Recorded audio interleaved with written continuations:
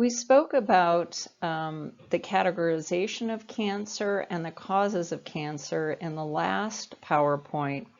I want to focus now on the development and progression of cancer, so the steps involved in cancer development, a little bit more detail about the genes that are associated with the development of cancer, and then some of the risk factors associated with the development of cancer.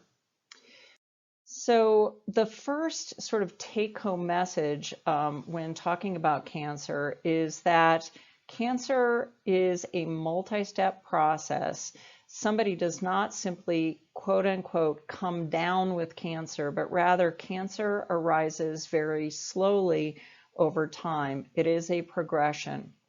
So there have to be a series of changes and a series of developmental abnormalities that will occur if cancer is to develop. So in the right-hand image, we see that there is a cell on the left-hand side of that image, a cell with a genetic mutation.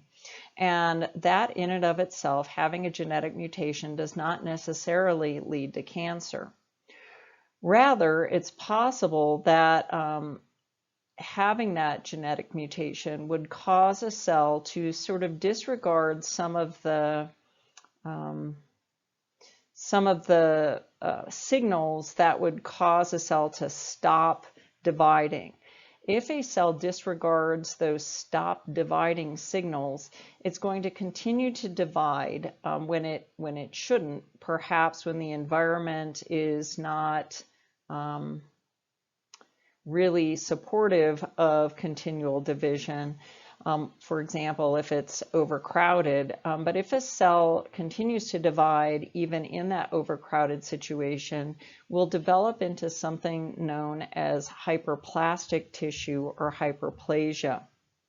Hyperplasia is simply overgrowth.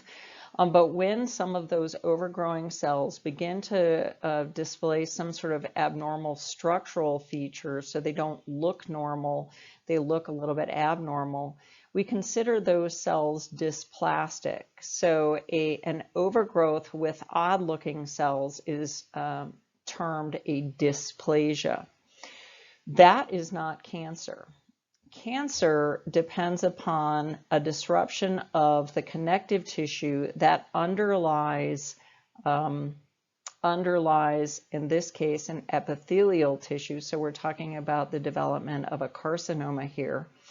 And you see that this in situ cancer is breaking through that gray area. That gray area is meant to be the connective tissue or basement membrane that is surrounding the epithelial tissue, encasing it or separating it from the underlying connective tissue. And when that basement membrane is compromised, when the dysplastic cells start breaking through that connective tissue, that's when we categorize a lump or a bump as malignant. So that is cancer.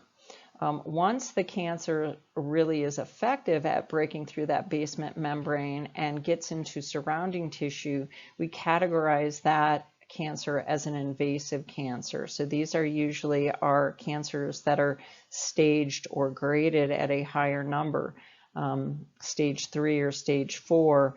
These are the ones that are invading into surrounding tissue, and in some cases invading into very distant tissues. And in that case, we have a very dire situation. So I'll just show you some images of each of the steps in the progression of cancer. And the first here is hyperplasia. Remember, hyperplasia is simply the overgrowth of cells. And we see a couple of images. On the left, we have hyperplasia of sebaceous glands. So this is the skin and the glands that underlie in the sort of lower levels of our skin that are responsible for making oils and things that are immunoprotective. If those cells begin to overgrow, we can develop sebaceous gland hyperplasia. The middle image is gingival hyperplasia or hyperplasia of the gums. The sort of lower right-hand picture is hyperplasia in the small intestine. And these look like polyps, but they're rather just overgrowths of the mucosal layer of the small intestine. The right-hand upper image is a microscopic image showing hyperplasia, and even a novice can distinguish that the epithelial tissue is normally this thick, shown by the arrow right here. However, when that epithelial layer begins to get thicker, that's hyperplasia. So this is, these are just images, examples of hyperplasia. These will not necessarily develop into cancer. They are simply hyperplastic tissues. These would be considered benign. Also benign are dysplastic tissues, and some dysplastic tissues are shown here. So in the larger image, we see that the overgrowth or the epithelial tissue here has a certain thickness, and obviously on the right-hand portion of the image, the epithelial tissue is certainly much thicker, indicating hyperplasia. But the other thing that you see in this dysplastic tissue, indicated by those white arrows, are odd-looking cells. So these are cells that are larger than normal. They have larger nuclei, and this is very typical of dysplastic tissue. So some common dysplasias are shown in the smaller images. In the upper smaller image, we're looking at a pap smear, and the normal epithelial cells that are derived from that pap smear, here's one right here, and then there's another one right here. These normal looking epithelial cells look very different than the dysplastic cells in the center of this image, so that we've got a very dark and dense nucleus, and the cells themselves are smaller, but what we say that there is a greater nucleus to cytoplasm ratio, so relative to the cell size, the nucleus is quite large. Again, that's a very common factor associated with dysplastic cells.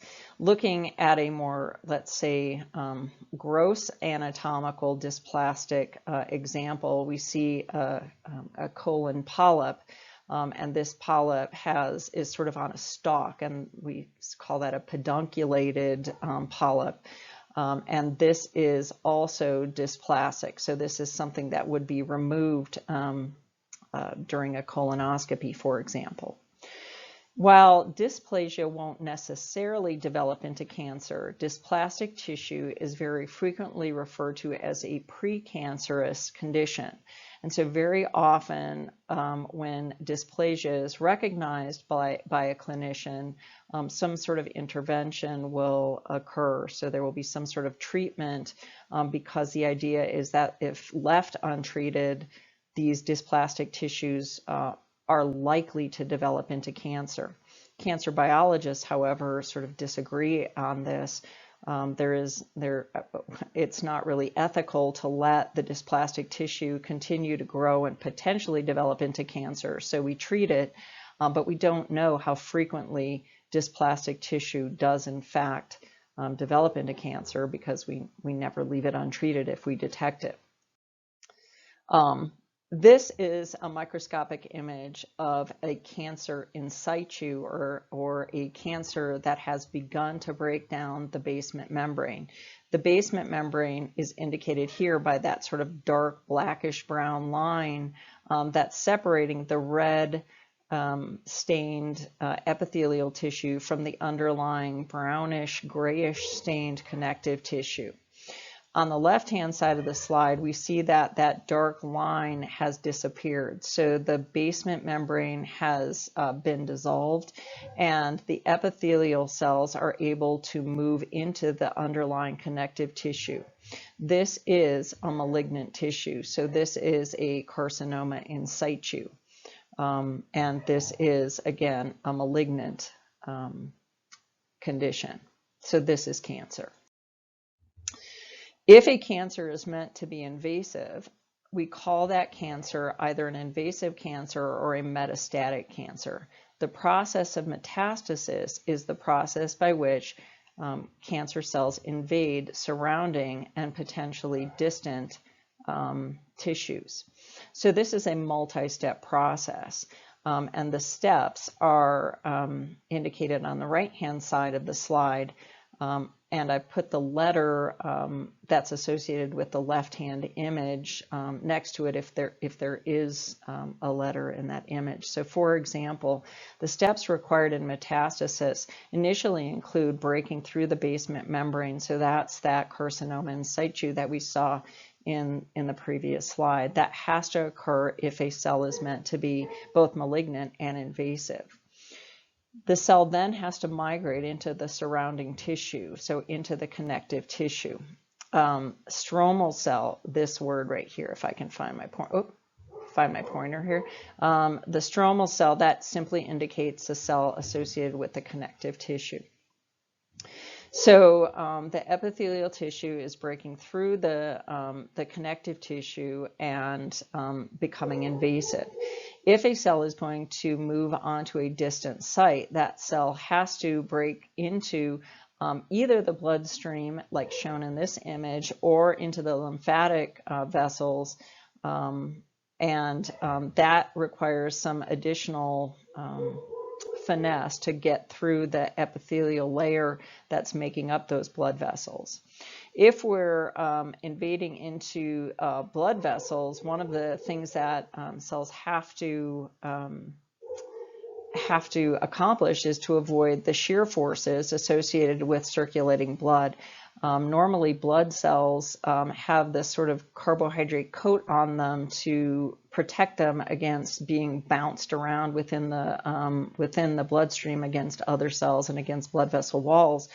But cells that are in tissues don't have to have those very thick carbohydrate coats. However, cancer cells, if they're going to survive the circulation and the shear forces associated with it, they have to develop the ability to withstand that by creating a thick carbohydrate coat, and that's not shown in this image. After surviving the circulation, if a cell is going to set up residence in a distant tissue, in other words, be a metastatic tumor, it must leave the circulation, shown as F, letter F in the diagram, crawl back through the connective tissue of that distant site, and survive in a completely different environment, different from the one that it came from. So this is asking a lot of a cell in order to do this. So metastasis is a difficult thing for a cancer cell to accomplish, yet metastasis, as we'll see later, is very often the cause of death associated with cancer. So because cancer is a progression, the development of cancer usually depends upon the accumulation of many genetic alterations, so mutations in the gene, or as we saw in our previous video, potentially changes in the way genes are utilized. But we need to have more than one in the vast majority of cases in order for cancer to develop. So the mutation in one gene most often doesn't lead to sort of any change. Most often those mutated cells are actually perfectly fine. However, as I said, if there is a mutation in a gene or two that's involved in the regulation of cellular reproduction or cell death, that cell might overgrow. In that case, the overgrowth would be considered hyperplasia, or that cell would be hyperplastic. If we have additional mutations, it's possible that those mutations lead to a larger nucleus or a more condensed nucleus or less cytoplasm. So an odd-looking cell would be categorized as dysplastic. And then, of course, if we have mutation in 4 or more genes, that would lead to that carcinoma in situ, that malignancy. So what I'm saying is that cancer, the development of cancer depends upon the accumulation of many mutations. It doesn't happen overnight. And for that reason, cancer is often described as an old person's disease or a disease of the aged. This diagram shows you age on the bottom axis and either the number of cancers on the left-hand axis or on the right-hand axis, the actual rate, the percentage of cancers. Males are shown in blue, females are shown in yellow, but we can see, irrespective of gender, the older you are, up to a point, the more likely you are to develop cancer, with the peak being somewhere around 70 years of age. And that is because, again, it takes time to accumulate all of those mutations, and ultimately for those accumulated mutations to develop into cancer. So that doesn't typically happen in children, although we know there are some rare childhood cancers. So I want to switch gears a little bit and talk about the genes associated with the development of cancer. We said that in order to develop cancer, we're going to have an accumulation of mutations. So which genes are mutated? The first thing that I want to say is that all of our cells have the capacity to become cancerous. And that is because when cells become cancerous, they are using or misusing normal cellular machinery. I've used the word tools in this image, and I'm saying that when a cell becomes cancerous, it's misusing the normal tools that a cell would have. So in this case, we're not talking about a mutated gene, but rather a normal gene that's being used in an inappropriate location or at an inappropriate time. Alternatively, we can be using abnormal tools. So in some cases, these are super tools, and in other cases, these are broken tools. So, so these would be mutated genes, sometimes mutated to be super genes, and other times mutated to be non-functional genes. The genes that are associated with the development of cancer are usually in one of these 3 categories.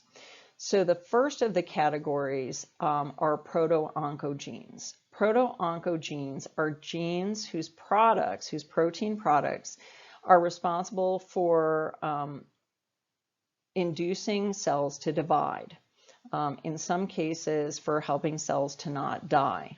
So when proto-oncogenes become mutated in cancers, the way that they become mutated is typically they become overactive, so on all of the time. So a cell, when these are mutated, sort of continue to divide irrespective of the environmental conditions or irrespective of whether or not there's already a DNA mutation. One very common example of a gene associated with a proto-oncogene mutation is called RAS, and you may or may not have heard of that. The second category are tumor suppressor genes. Tumor suppressor genes are genes whose protein products are responsible for stopping cell division. So like the name implies, we're talking about something that will suppress tumor growth. And if these genes become mutated in cancers, they typically become mutated to become non-effective or non-functional. So they're unable to stop or suppress cell growth. One example of a tumor suppressor gene whose mutation is commonly associated with the development of cancer is P53.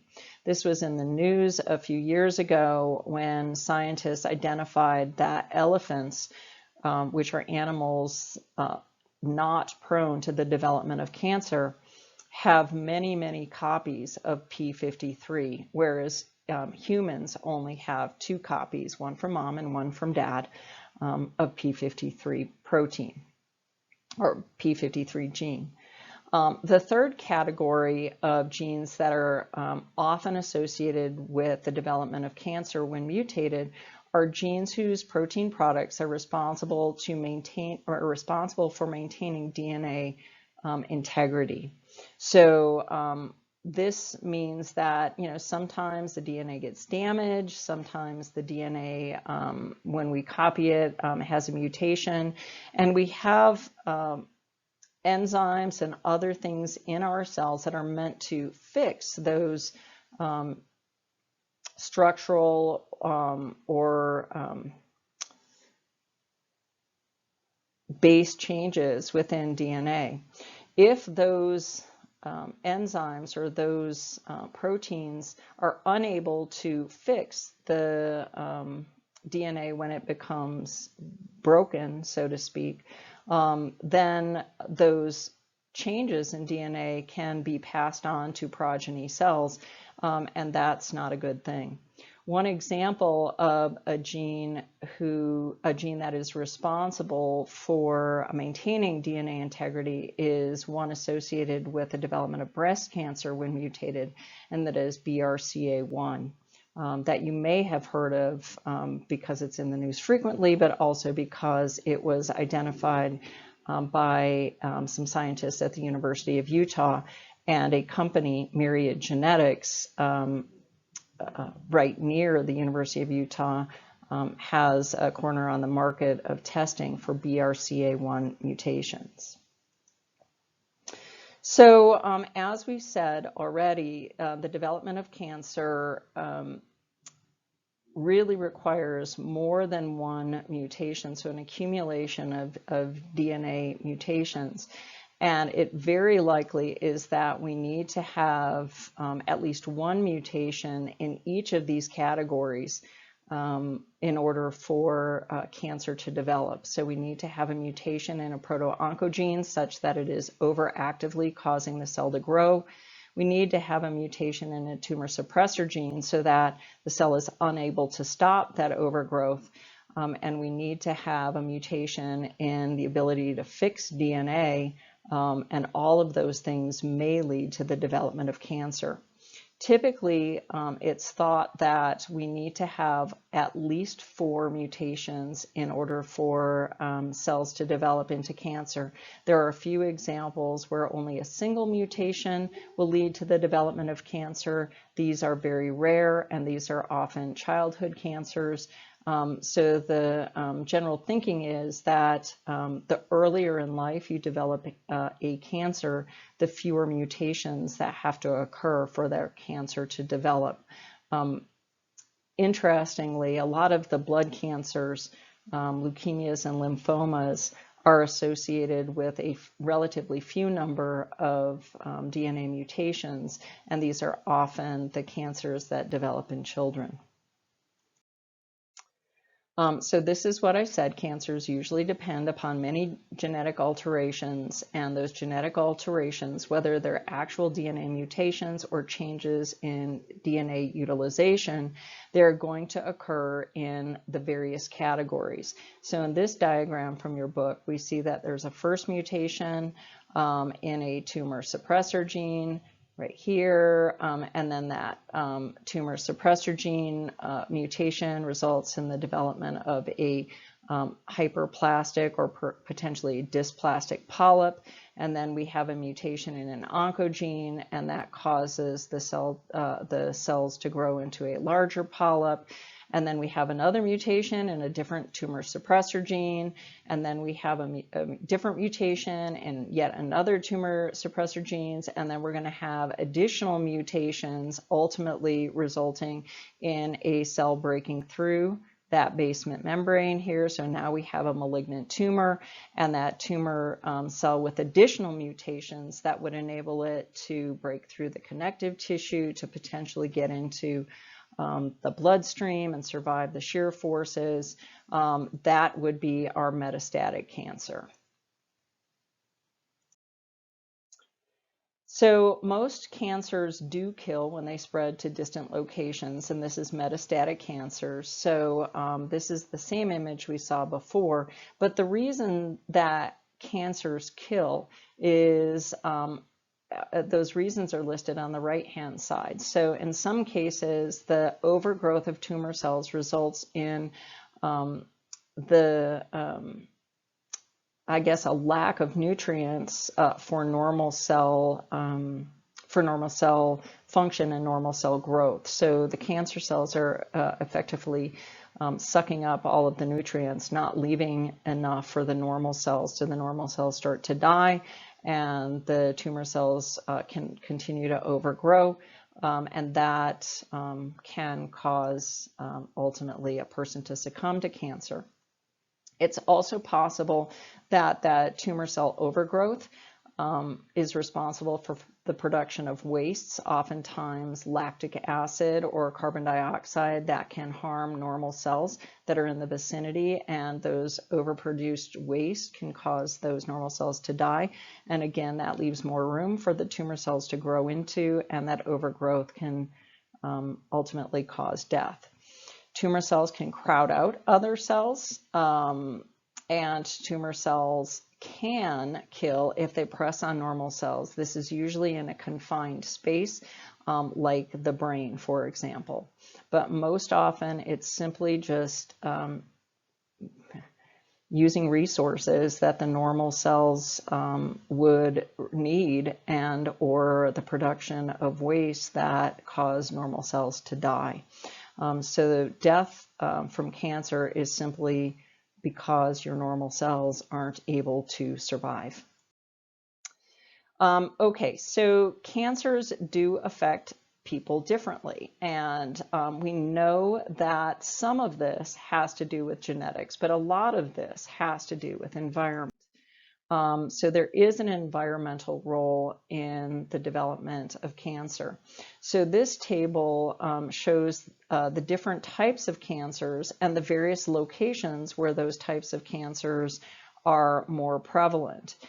So for example, you see that skin cancer, melanoma, is very abundant in Australia, but it is not very abundant at all in Japan. Let's see, in the U.S., Louisiana, African Americans in Louisiana specifically are more likely to develop lung cancer. But if you're in India, you have a very low probability of developing lung cancer. So we believe that this has to do with a number of things. Certainly diet is very important, but also perhaps exposure to sun, or perhaps exposure to some sort of other environmental toxins. So in addition to just those environmental toxins and sun and things like that, there are some other experiences that a person might have that would lead to a predisposition to the development of certain cancers. Among those are high birth weight, eating a lot of processed and or red meat. Processed meat is things like sausages, and obviously red meat would be beef.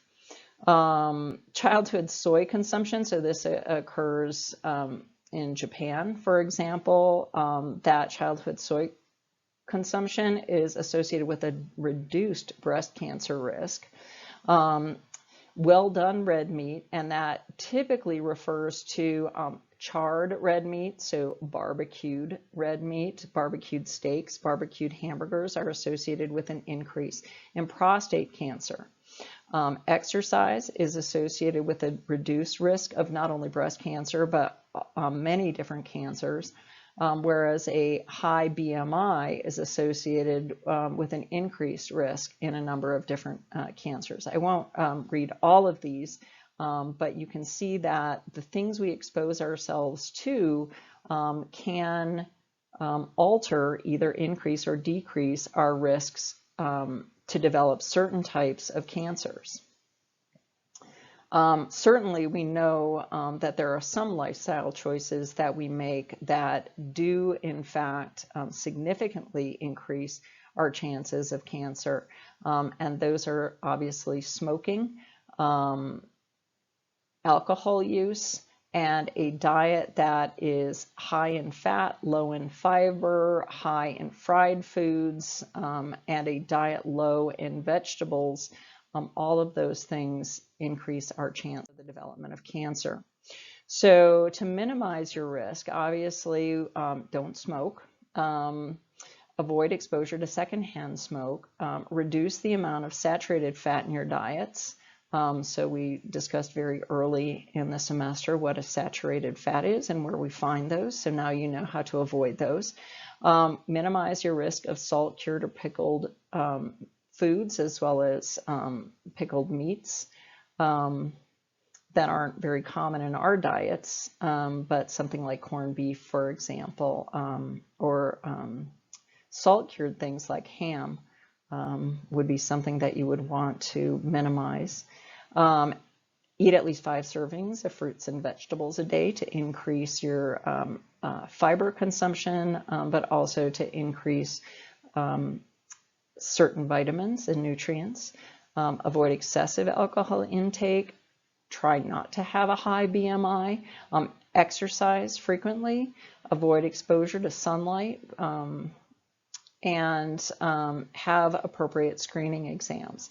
So that's going to be the function of our next discussion on cancer, is cancer screening as well as cancer testing and treatment.